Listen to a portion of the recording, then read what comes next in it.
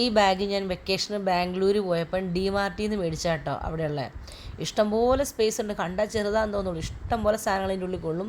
ഇഷ്ടംപോലെ സിബും ഒക്കെ ഉണ്ടേ. ഇത് കണ്ടിട്ട് ഒത്തിരി പേർക്ക് ഇഷ്ടമായിരുന്നു കേട്ടോ. ഇത് എവിടെ നിന്നാണ് വാങ്ങിയെന്നൊക്കെ എൻ്റെ അടുത്ത് ചോദിച്ചേ. ശനിയും ഞായറും എൻ്റെ വീഡിയോ സ്ഥിരമായിട്ട് കാണുന്നവർക്കറിയാം, പിള്ളേർക്ക് കരാട്ടെ ക്ലാസ് ഉണ്ട്. ഇന്ന് 2 പേർക്കും ഉണ്ട്.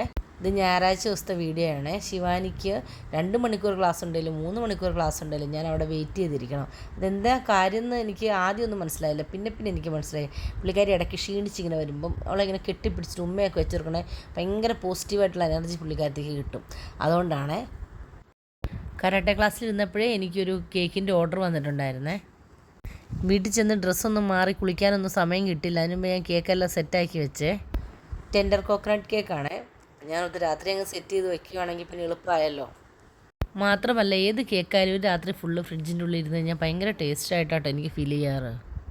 പിന്നെ മീനാക്ഷിക്ക് മാത്സിൻ്റെ കുറച്ച് പ്രോബ്ലം എല്ലാം ഇട്ട് കൊടുത്ത് അത് മീനാക്ഷിനെ കൊണ്ട് ചെയ്യിപ്പിച്ചേ. എനിക്ക് നാളെ ക്ലാസ്സിലേക്ക് ശനിയും ഞായറും ദിവസത്തെ മലയാളം ന്യൂസ് പേപ്പറിൻ്റെ ഹെഡ്ലൈൻസ് എഴുതിക്കൊണ്ട് പോകണമായിരുന്നേ.